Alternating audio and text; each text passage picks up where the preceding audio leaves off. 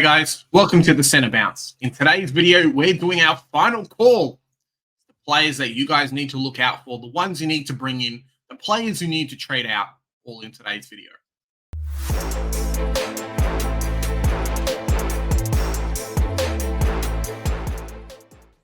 Joe, mate, as the buy rounds are coming through, we've been very, very lucky to have a few 102k rookies making some cash, potentially some guys who maybe you could bring in this week, as I've done, and some guys like Jordan Sweet who hopefully get named that we don't have to chop and chuck in the bin. Yeah, 100%. So we've got a few players. We had a couple last week that you had to choose from in Sullivan and Breville. The sandwich press let him cook. And this week we do have, again, a couple of options for us to choose from coming into this week. Another Collingwood boy. Mm-hmm. He's got a good name. He's got a good name. You know he's going to be a good player with a name like that. On you, Joe. Well done, mate. So he's got a break even of -95. As you can see, he's highlighted. He's obviously in my team as a trade-in. He's got an average of 84, obviously bolstered up by the fact that he capitalized on a 66-point win against the Eagles, after which point that high score, that one is going to drop out of his system. However, with all of the injuries over there at Collingwood, you'd think that this guy is going to play enough games to make us bulk money pretty quickly.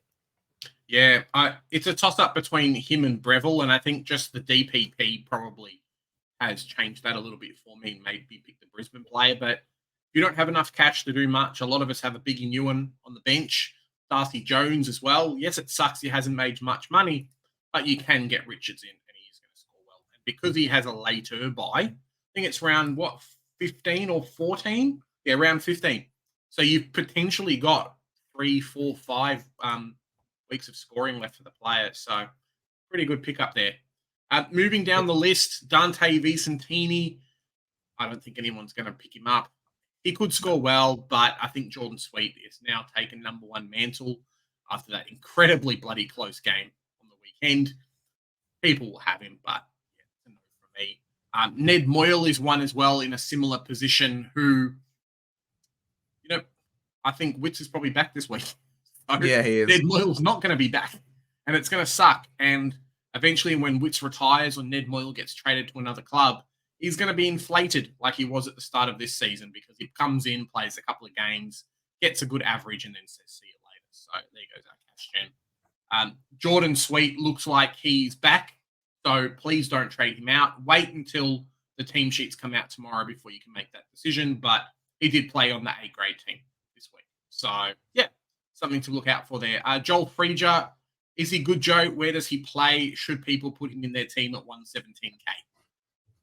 He's a very good player. Again, playing a little bit off halfback, moving up into the wing. Question marks over whether or not he's going to continue to score as he's scoring. If Ed Richards is going to swing his way back into the back line with Libba, because he's been cleared medically to play, and he should be back in 2 to 3 weeks.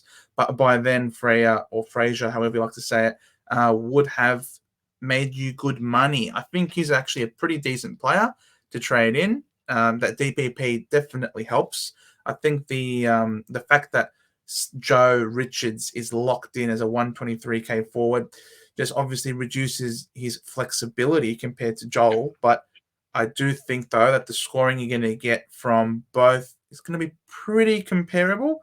But Joe Richards, for me, I think is going to be capable of some more spike games, given the role that he plays. He'll have probably a lower floor compared to a Freya, or Fraser, but I think his ceiling will be good, and we're really hoping at this point that he can give us some ceiling games in the next few weeks and hit the scoreboard. He doesn't need to kick too many goals in order to score well, because he does tackle. He's a good tackler with a good work rate. So you can't go wrong with either of those.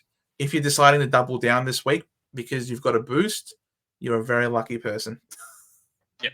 Another player who a lot of people haven't looked at is Big Sam Day. Now, I know you're going to skip over him, but let me just quickly check his stats. So last week, 75. Obviously playing Geelong and Gold Coast smashed him, but kicked 3 goals. Seems to be doing quite well as that number 2 forward alongside, King and things like that. So there is a group of people that potentially might go a bit of a pod. I know some people are also looking at David Swallow as well as an Mm. option, and we might talk about him in a little bit. So, yeah, if you've got him, if you want to get him in, I'm not going to say no. He only played 67% game time, scored a 75. So, in an ideal world, that goes up a little bit, but I think there's some better options this week. I'm going to say no. 3 goals for a 75 is no thank you for me. Sexy boy Sexton, mate, he's back and we're loving life to the fullest. He's now gone up to 143k that he's made, and his break even is still negative 40. Please let him stay. I love it. Would So good. would you bring him in? So I know a lot of people. I know Causa's considering bringing him in. I know there's quite a few players in Supercoach who are really considering bringing him in.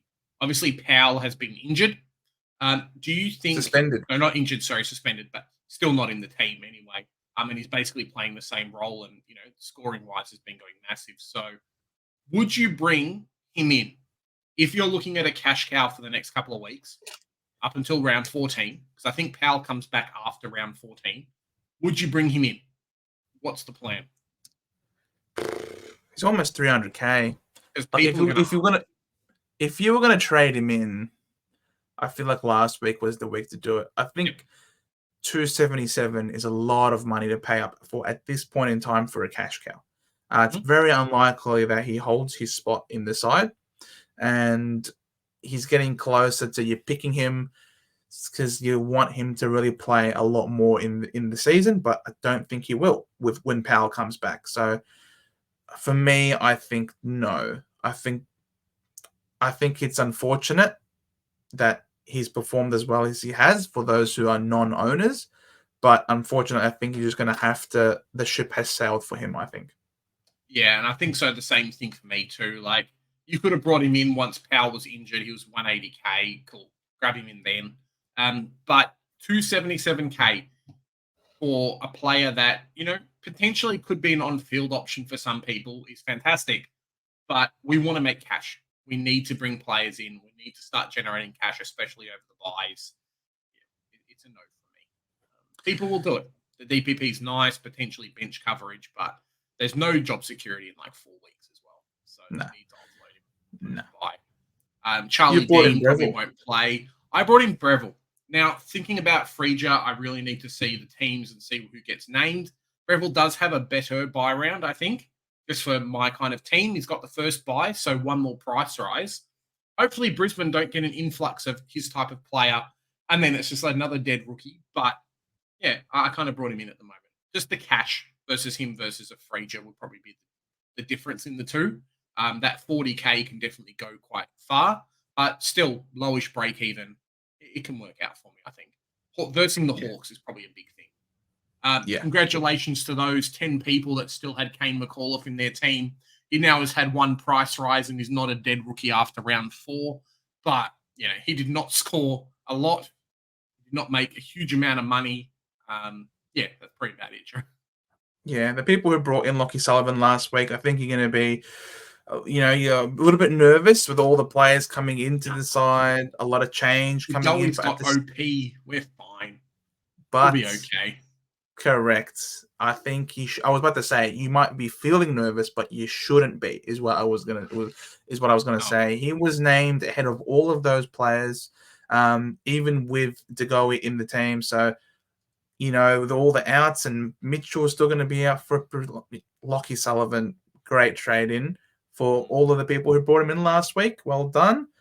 Yep. Dave Swallow, here he is, negative 25 break even. He's had some really shocking scores because he's been used as a sub so many times during the course of the year. He has dropped an immense amount, 233k, and he's been performing really well for the Gold Coast Suns recently.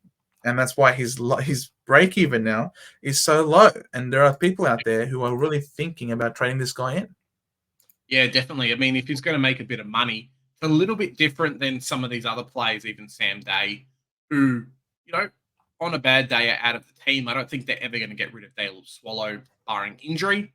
As Joe says, he's scoring, was pretty crappy earlier on in the season, and that's why he's dropped so much. But I don't know if I can take it, Joe. If I had this money and what I was going to do, would you bring in David Swallow?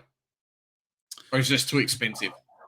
Like, I just you're don't only going to know. get, you're probably going to get 4 price rises out of him.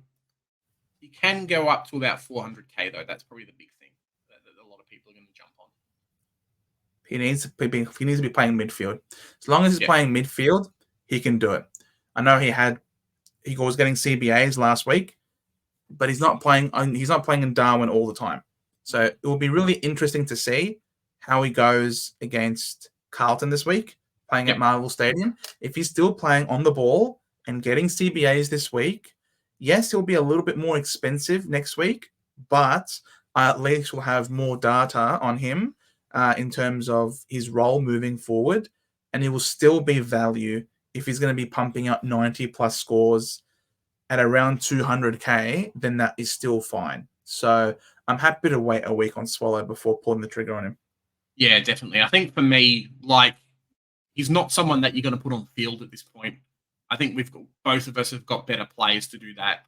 Other people are going to have these guys who are a lot cheaper as well in their team. And, I've spoken about Breville being an option just because he's 160K. And if I'm picking Freeja over Breville, there's no way I'm going to pick David Swallow in my team. I'm sorry, mate.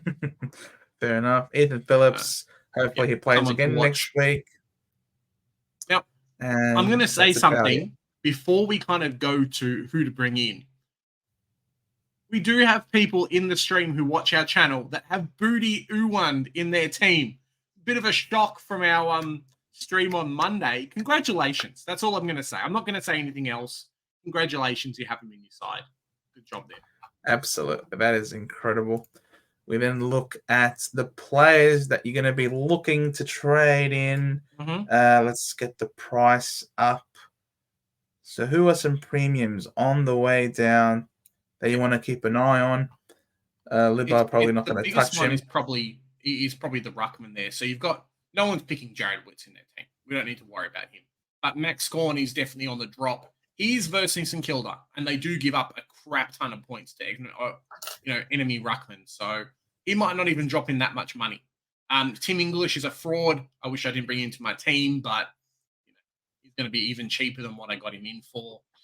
Dylan Moore is one that a lot of people jumped on early. Unfortunately, I'm not sure if it was a role change, injuries. I know last week he did get the head cut that saw him not playing a huge amount of time, and then got a bit of a focus when that did happen through the midfield. We'll see if that happens against Brisbane. Luke Ryan can pop out a 164 whenever he wants. So watch out for. And then Josh Dunkley. I know he's playing Hawthorn, but you really want to stink a score because Josh Dunkley is a fantastic trade into your team. You've got some of these pesky Sam Walsh type players during the bye rounds that you might want to flip in a couple of weeks. Josh Dunkley is a fantastic target to do that too. So you want that 160 to stick around as much as it can. Zach Merritt, you can bring him in. He's had a price drop. That 94 is going to hurt. I don't think he's got around. When do you guys have a buy, Joe? Is it round 12? We've got the round 14 buy as well. Round 14 buy. So there's another one. If you don't have any round 14 players, potentially. How do you not have any round 14 players, bro? How? I don't know. People could have weird teams. I know people make teams to, basically just like, hey, I want to win the $2,000 by being, the winner from that week. Let's just make a team. So maybe that's what's happened for them. Connor Rosie is one that is worth tracking if he's fit. That 157 break even, I don't think he's going to get close to win it, when he comes back. So he could drop under 500K. We'll see. He should. Anyone else, Joe, on the list? Keep an eye on Nick Martin. If you haven't owned Nick Martin, I think this guy is definitely a top 6 defender. 148 break even. Unfortunately, I think he could get really close to it this week. Playing against Richmond. Josh Kelly's going to be out for a long time. I wouldn't touch any of the Adelaide boys. If you haven't got Bonds, somehow 139 break even. He's coming down. There's people, I tell you what. Yeah. Elliot Yeo, keep an eye on him, but no one's going to trade him in. No. The injury, the body, the age, just don't do it to yourself.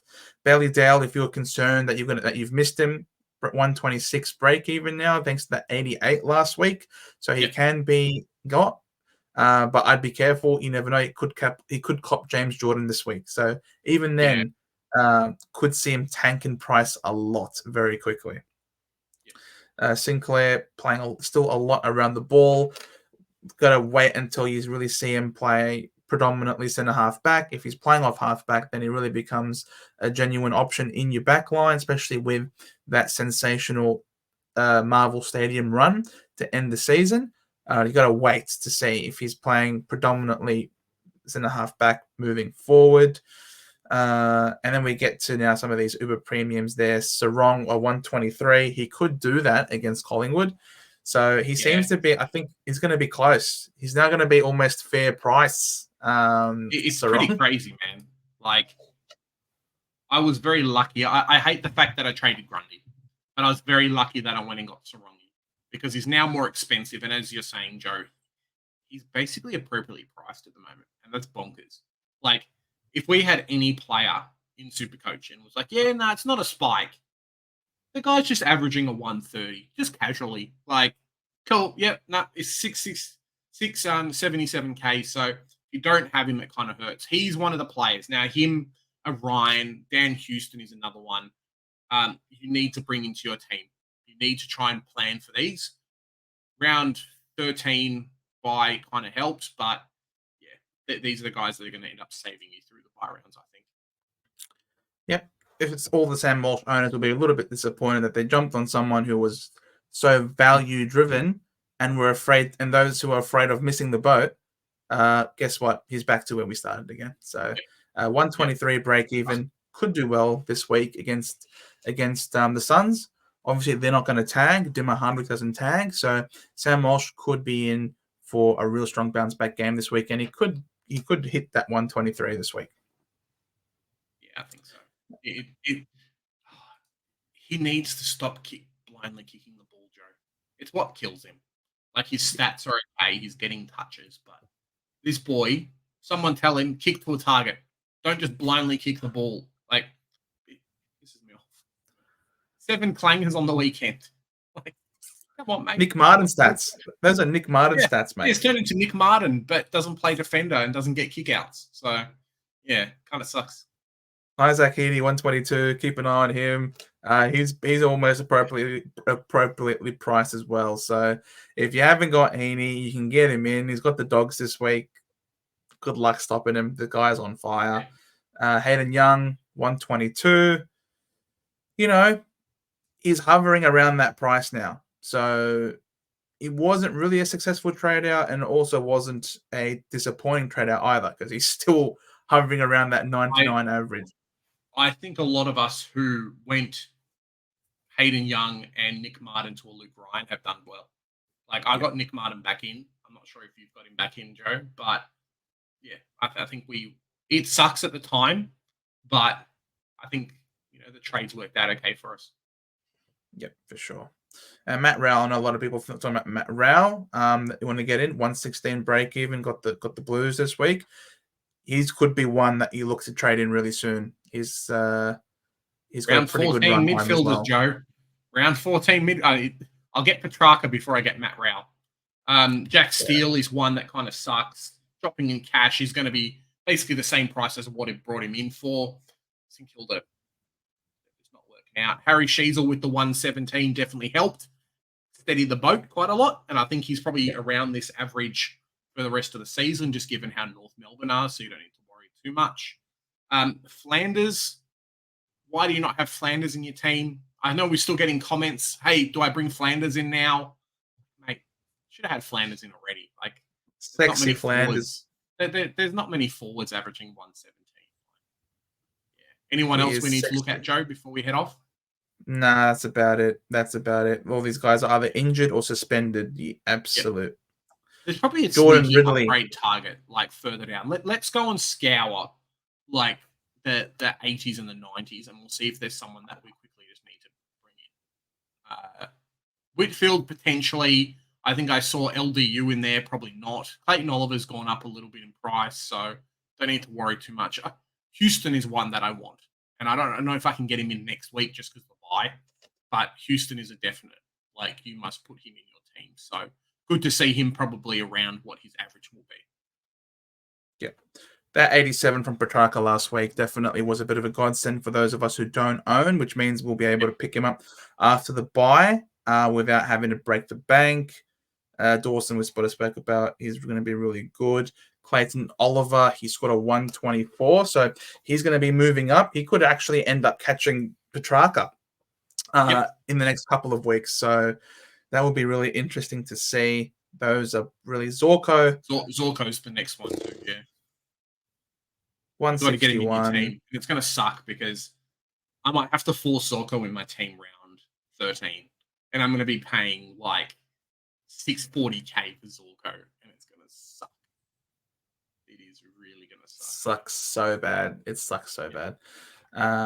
There's no premiums that you're looking to trade out at this point, but those are the ones that you're looking to trade in. Of course, keeping in mind the buys as they come. And that, ladies and gentlemen, was our final call entering into round 11. Hope you guys liked it. Drop us a like if you did, a subscription if you're new, and hit that notification bell to not miss out on any of our videos and live streams that we pump out. You would have seen already our final trades video where we go over our trades, our tips, and our captains for the week. And please stay tuned because tomorrow night, Thursday, 5:30, we have the drive home. Guys, best 18. Make sure you've got 18. That's all I'm going to say. I've always said the buy rounds are the difference between the men and the boys. Obviously, there's ladies that play Supercoach, but you understand the analogy, right? The good players don't get stuck at the buys, the bad players do. Please don't have 16 players in round 14 and half of them are rookies. Like, plan your buys appropriately is probably what I'm trying to say. Here at the Centre Bounce, we do the hard work, so you guys don't have to. Bye for now. See you guys.